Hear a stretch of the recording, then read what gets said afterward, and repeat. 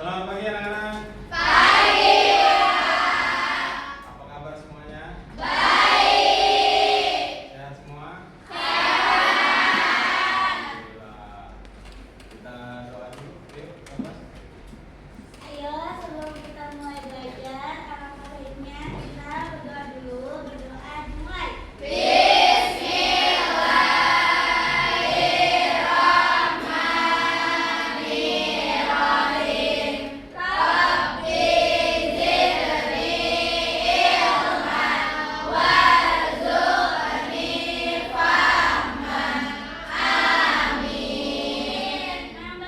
salam.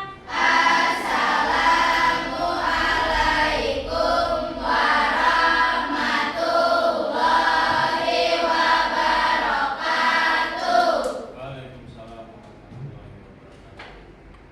Oke, sebelum materi pembelajaran kita mulai, saya akan mohon absen kalian terlebih dahulu. Aisyah, Ajija, Hadir. Almira, Hadir. Anissa, Hadir. Artini, Hadir. Atika, Hadir. Ajwa, Hadir. Cika, Hadir. Cika, Hadir. Dua, Hadir. Fani, Hadir. Farid, Hadir.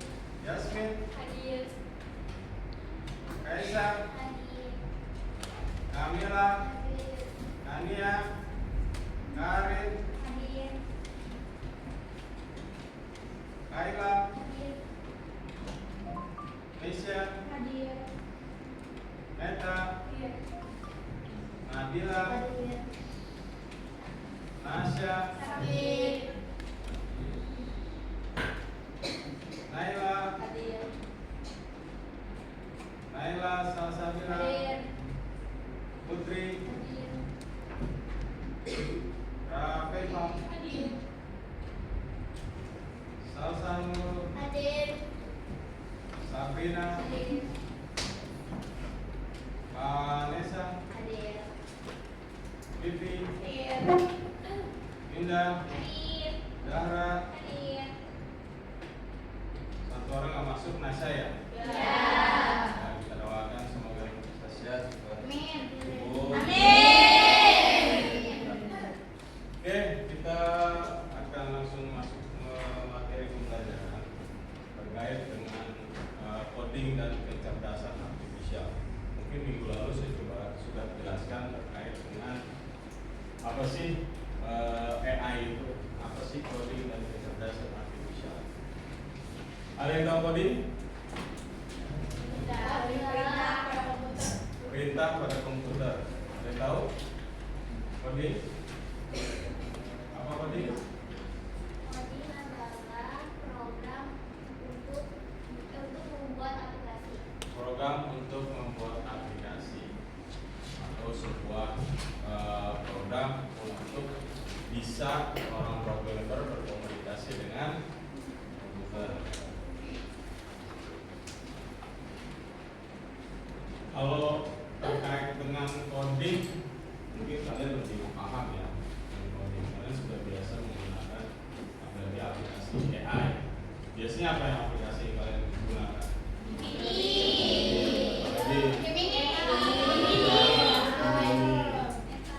Oke, kecerdasan artifisial adalah kemampuan suatu mesin atau program komputer untuk berpikir, belajar dari pengalaman, mencari masalah, dan mengambil keputusan secara otomatis tanpa diberikan satu persatu oleh manusia. Jadi sebenarnya AI sendiri itu pada dasarnya adalah buatan manusia, tapi sekarang justru malah kebalikan. Justru malah AI itu sendiri yang dimanfaatkan untuk manusia membantu dan memudahkan pekerjaan manusia. Tapi pada dasarnya kita sebagai user juga jangan terlalu bergantung dengan AI. Artinya kita juga harus bisa memanfaatkan kemampuan kita sendiri untuk lebih mengeksplor kemampuan kita itu lebih jauh. Jadi jangan hanya kita di situ-situ aja, kita harus bisa mengeksplor kemampuan kita lebih jauh. Jadi jangan selalu bergantung sesuai dengan tingkat kebutuhan atau kesulitan yang kita hadapi. Kalau memang sudah mentok, itu kita boleh menggunakan. Tapi pada dasarnya kemampuan kita dulu, baik kalian kalau belajar explore dulu nih kemampuan kita, tingkatkan kemampuan. Terus contoh kecerdasan artifisial dalam kehidupan sehari-hari ini yang biasa kita gunakan. Ada asisten virtual Siri, Google Assistant, atau Alexa. Kemudian ada rekomendasi film musik di Netflix, ada Spotify. Ini biasanya siapa yang menggunakan ini? Netflix. Buat apa nih? Spotify itu apa? Terus menggunakan pengenalan wajah. Ini biasanya ke ponsel nih. Ya kan? Kalau pakai kunci, makanya jangan di mainan-mainan gitu. Kemudian mobil otonom atau self driving. Ini lebih sekarang di dunia otomotif ini sudah sesuatu yang sangat canggih, di mana mobil bisa parkir sendiri, yang punya mobil turun, mobilnya suruh parkir sendiri. Pernah lihat? Pernah lihat? Sama. Saya juga pernah lihat. Saya lihat di TikTok. Pernah lihat atau pernah lihat di YouTube? Apa namanya? YouTube. Terus saya lihat.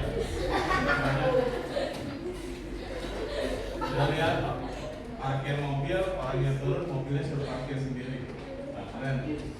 Kemudian ada chatbot, yaitu bot yang menjawab pertanyaan otomatis seperti di website atau layanan pelanggan. Pernah kalian temuin ini kan?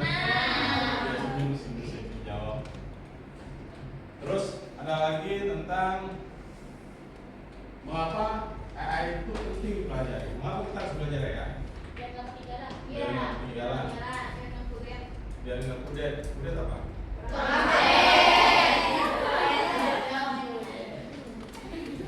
AI digunakan di banyak industri, mulai dari pendidikan, kesehatan, bisnis. Ini hampir seluruh, mungkin kalau saya bilang hampir 80% perusahaan di Indonesia itu sudah menggunakan AI. Yang saya khawatirkan adalah ketika perusahaan-perusahaan itu menggunakan AI untuk kebutuhan mereka, terus tingkat kebutuhan manusianya bagaimana? Kebutuhan mereka akan kebutuhan karyawan bagaimana? Kalau saya pernah lihat salah satu perusahaan seperti otomotif mereka sudah menggunakan robot, mulai dari masang dashboard, masang mesin, semua pakai robot. Terus tingkat kebutuhan akan karyawan menurun kan? Karena apa? Ya mereka anggap produktivitas robot itu lebih tinggi, produktivitasnya lebih stabil, lebih banyak, ya kan? Kemudian membantu manusia menyelesaikan tugas dengan lebih cepat dan efisien. Seperti kalian, misalnya contohnya, kalian seorang pelajar, tugas-tugas apa sih yang diberikan oleh para guru? Ya, bisa kalian bantu. Tapi seperti yang saya bilang tadi, explore dulu nih kemampuan kita, tingkatkan kemampuan kita, baru kalau misalnya udah mentok sama sini, ya mau nggak mau kita gunakan AI. Tapi memang untuk tugas-tugas yang lebih rumit. Terus akan menjadi keterampilan penting di masa depan. Sekarang banyak ya untuk AI itu bukan hanya untuk sekedar apa sih namanya, kita bikin gambar-gambar, konten-konten. Justru malah sebaliknya yang parah itu bikin konten justru temennya yang bikin konten, ya kan? Temennya lagi ngomong bikin konten, itu kan ramai jadinya. Saya kemarin bikin konten tadi ada tips, saya mau bilang kan. Jadi saya lagi presentasi, saya munculin macan kan, jadi rame, iseng gitu kan. Terus kemarin lagi rame sekarang apa? Foto jadi 3D, bisa digoyang-goyang, bisa bikinnya. Nanti kita bikin, kita bikin foto 3D. Nanti kita bikin seperti foto, kalian foto tapi bisa cerita, ya kan? Foto kamu yang mungkin yang diem aja kita bikin video, nanti kita bikin. Terus lagi ada 3D pakai animasi, terserah kalian bikin, mau bikin Misalnya pertemanan di kelas, nanti kita bikin narasinya. Setelah bikin narasinya baru bikin mau di 3D, mau di kartun, itu bisa gitu. Tapi nanti kita bikin terus ada yang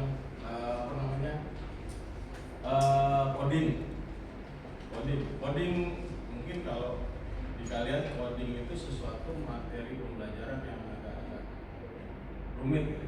Tapi nanti kita akan coba kolaborasikan dengan AI. Jadi kalian tinggal cari di AI, masukin ke program aplikasinya, nanti kita pakai Python yang lebih mudah. Nanti ada contohnya. Oke, kemudian nah, ini tentang coding. Nah, coding adalah proses penulisan instruksi atau perintah dalam bahasa pemrograman agar komputer bisa menjalankan tugas tertentu. Definisi sederhana adalah bahasa yang digunakan manusia untuk bicara dengan komputer supaya komputer seperti apa yang harus dilakukan. Bukan berarti dia ngomong sendiri ke komputer ya. Halo guys. Ya nggak akan. Tapi bagaimana seorang programmer berkomunikasi untuk tujuannya untuk apa? Misalnya dia buat program kalkulator untuk mempermudah user melakukan perhitungan, itu dibuatkan program. Terus ada lagi contoh coding. Nah, ini contoh coding misalnya. Coding sederhana dalam bahasa Python. Coding itu bahasanya banyak, bahasa pemrograman coding, pemrograman. Ada Python, apa lagi? Ada Java, ada C++, ada Clipper, terus ada apa? Ada Basic, ada Visual Basic, ada COBOL. Nah, banyak bahasa pemrograman, tapi yang paling sederhana yang bisa kita gunakan adalah menggunakan bahasa pemrograman. Kita ketik di Python. Kalau kalian buka Python itu bisa kalian install di di komputer kalian, itu aplikasi Python. Tapi kalau nggak ada, pakai gunakan Google Colab. Colab. Nah, ini kalian klik, nanti ada yang pertama ada welcome to Colab, Google Colab. Kalian tinggal klik, kemudian muncul tulisan banyak, kalian tinggal plus, ada tanda plus mode, kalian klik, masuk, muncul aplikasi seperti ini. Tulis print, halo dunia, print itu cetak halo dunia. Maka begitu kalian running, klik ininya, maka muncul halo dunia. Hasilnya running seperti itu. Atau bahasa perhitungan. Nah, apa saja sih yang dibuat dengan coding? Banyak. Kalau kita bisa bikin coding itu banyak aplikasi yang bisa digunakan. Aplikasi website seperti Instagram, YouTube atau marketplace lainnya ini dibuat oleh seorang programmer melalui bahasa program atau bahasa coding. Jadi dia mau buat Instagram, YouTube, kemudian ada game. Game itu juga dibuat oleh seorang programmer. Nggak ada muncul tiba-tiba. Robot bisa dikendalikan dengan kode-kode tertentu. Ini kemudian AI juga buatan manusia. Itu juga seperti menggunakan bahasa pemrograman yang tingkat tinggi. Maka munculnya GPT, Gemini, dan lain-lain. Terus ada otomatisasi tugas. Misalnya menghitung otomatis, mengirim pesan otomatis, ini bisa menggunakan bahasa. Ada yang mau tanya sama sini? Bingung? Tanya aja. Kenapa?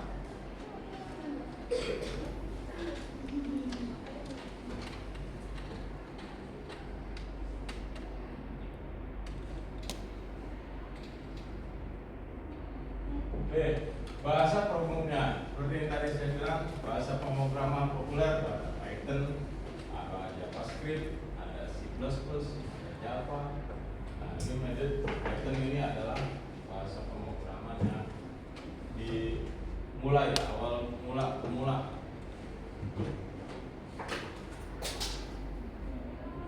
Kemudian ada rekayasa untuk kreasi konten. Ini biasanya lebih menarik. Biasanya lebih menarik. Rekayasa prompt untuk kreasi. Kenapa? Pusing? Bingung? Lagi sakit perutnya?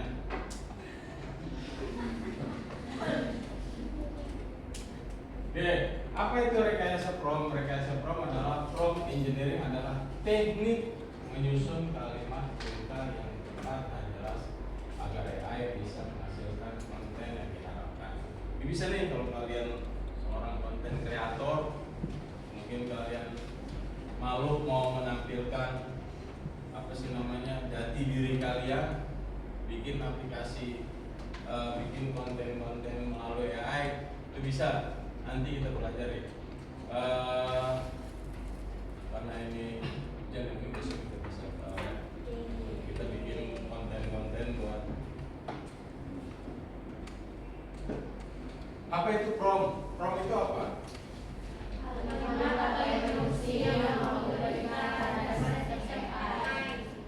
Ya, kalau kalian buka ChatGPT atau buka Gemini, suka ada kotak dialog kan? Nah, ada kotak dialog. Nah, itu yang kalian masukkan. Misalnya perintah, buatkan saya tugas bahasa Indonesia. Nah, kalimat yang kamu masukkan itu disebut dengan prompt. Itu kalimat atau instruksi yang kamu berikan kepada sistem AI. Itu disebut dengan prompt.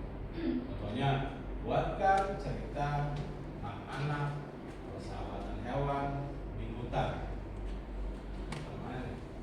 Kemudian ada outputnya. Outputnya apa? Itu dia tadi. Si AI akan menampilkan cerita apa yang kalian minta. Makanya ketika kalian memberikan instruksi ke AI, kalau nggak sesuai, misalnya nggak sesuai ini dengan harapan kalian, kalian perbaiki prompt-nya. Berarti ada yang salah di prompt-nya. Misalnya kalian buatkan saya menu sayur sop misalnya. Harusnya yang kamu minta itu buatkan saya resep sayur sop, tapi kamu buatkan sayur sop. Jadi buatin gambar sayur sop. Karena apa perintahnya? Kamu minta sayur sop, tapi kalau kamu minta resepnya, nah mungkin akan dikasih resepnya. Makanya ketika ada kamu menginput prompt ke dalam sebuah AI, kamu nggak sesuai dengan ekspektasi kamu nih, berarti ada yang salah dengan prompt. Kamu perbaiki lebih detail lagi. Artinya pada dasarnya memang AI itu menggunakan bahasa Inggris, tapi dia lebih nyangkut dengan bahasa Inggris dibandingkan bahasa Indonesia. Kalau kalian kata-kata dengan bahasa Indonesia nggak kuat atau kurang pas atau nggak sesuai dengan ekspektasi kalian, coba kalian pakai Google Translate. Kalian ceritakan di situ apa yang menjadi perintah prompt-nya, kemudian translate dalam bahasa Inggris, dari bahasa Inggris kamu copy ke Google, ke Gemini atau ke ChatGPT. Itu bisa.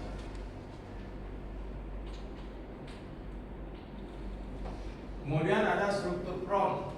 Nah, ini prompt yang biasa mencakup unsur ada perintah, teks, apa yang diminta. Kemudian ada topiknya tentang apa. Terus gaya, ada formal, santai, lucu, dan seterusnya. Kemudian ada formatnya, esai, puisi, harga, dan lain-lain. Bahasa, ada jumlah, kata, waktu, atau aturan.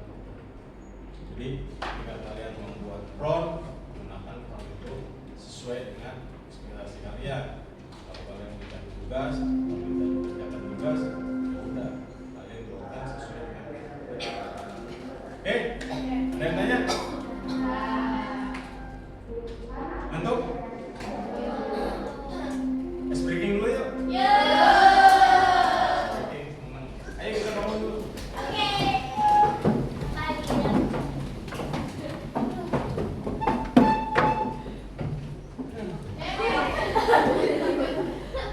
Oke, ikuti apa yang saya perintahkan. Saya bikin apa ya? Speakingnya. Yang gampang aja deh.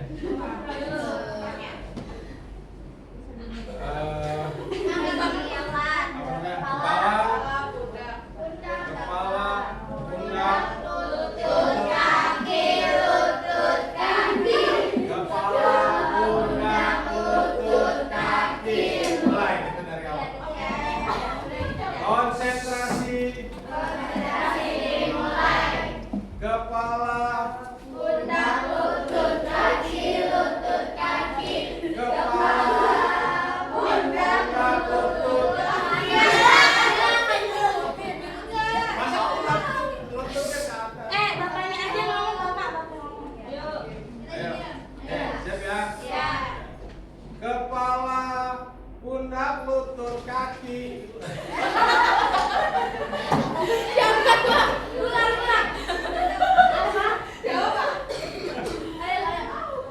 Oke, lihat ya. Jangan bapak ya. Oke, konsentrasi. Kepala, pundak, lutut, kaki, lutut, kaki.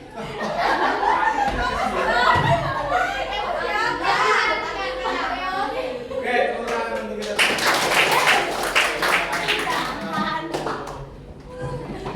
Oke, sampai sini ada yang tanya. Handphonenya dibawa. Kita coba buatkan front untuk ini ya, coba. Kalian buka chat GPT-nya. Dulu. Di Google boleh, jangan di ya, atau di itu pakai yang WhatsApp. Meta. Ya, pakai Meta.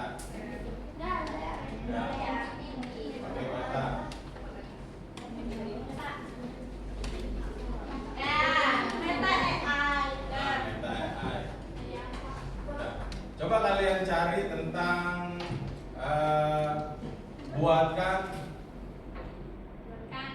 buatkan materi belajar tentang AI.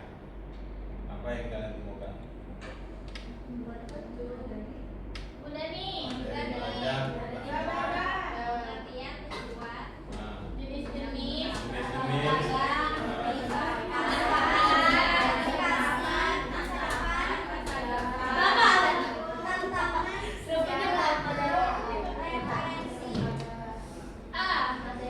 itu yang meta itu bisa kalian gunakan buat gambar-gambar. Iya. Bisa buat gambar-gambar. Kayak misalnya kamu coba di situ buatkan foto di kelas sedang belajar.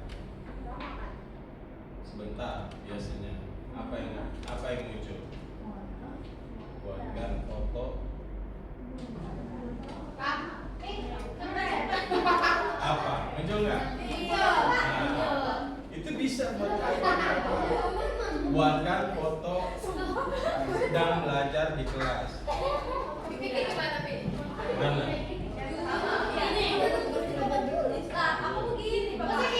Beda-beda ya?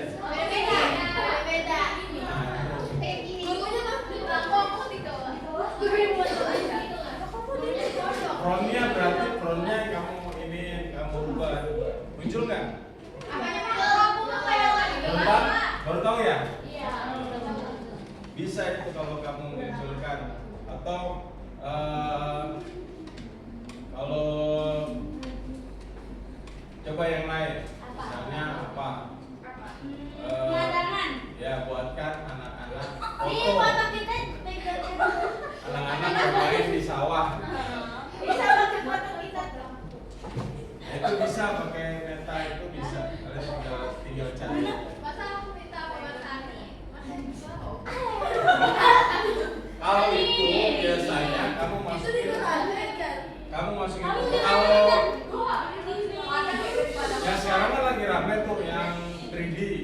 Yang 3D itu Kak, itu pakainya Gemini. Pakainya Gemini kalau di apa namanya? Frontnya itu menggunakan bahasa Inggris. Jadi misalnya gini, caranya kalian buat foto, misalnya foto kalian nih sedang apa nih naik motor misalnya, kalian foto, kemudian foto itu kalian masukkan ke dalam Gemini, diupload ke dalam Gemini, kamu perintah tapi menggunakan bahasa Inggris. Contohnya misalnya gini, perintahnya buat model buatkan model menjadi 3D, tapi gambar background dan yang lainnya tetap. Sedangkan ada gambar-gambar yang lain itu dibuatkan tetap, nanti dia akan modelnya itu dibuat 3D, yang lain tetap. Jadi dia yang keluar itu dibuatkan 3D. Nanti kalian kita coba. Harusnya kita telat nih, jadi karena tadi kondisinya hujan, jadi kita nggak bisa telat. Oke, bisa ya penggunaannya. Nanti kalau sesuai promnya disesuaikan aja. Nah, nih tips membuat prom yang baik.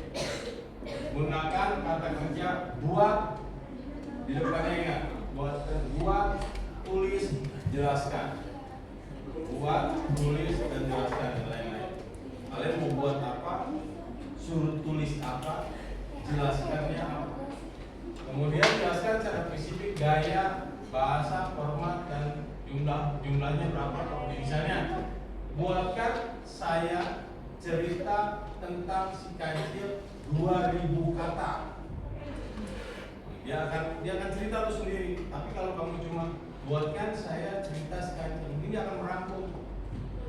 Yang kalian butuh mungkin 5 lembar, ya cuma setengah paragraf misalnya. Tapi kalau kamu buatkan cerita si kancil dengan jumlahnya berapa, misalnya 20.000 kata. Nah, dia akan mencari sesuai dengan perintah kalian. Kemudian coba dan evaluasi. Kalau hasil belum pas, perbaiki frontnya tentunya. Ya kan? Kalau misalnya 2000 kata masih kurang, cari 1 juta kata. Oke, sampai sini ada pertanyaan? Ya. Jelas ya, untuk penggunaan AI sendiri. AI sendiri bisa kita kolaborasikan dengan mata pelajaran lain. Misalnya kalian mau mata pelajaran IPAS, itu bisa kalian gunakan lagi, atau gunakan untuk mata pelajaran lain, itu bisa dikolaborasikan. Jadi AI itu nggak hanya menutup satu pelajaran tentang coding dari kecerdasan artifisial, tapi juga bisa dikolaborasikan dengan mata pelajaran. Oke, sampai sini cukup jelas? Ada pertanyaan? Oke, terima kasih. Kata-kata untuk hari ini, apapun yang kalian pelajari hari ini adalah untuk bekal masa depan. Oke, sebelum ini kita doa penutup sebelum kita lanjut pulang. Silakan.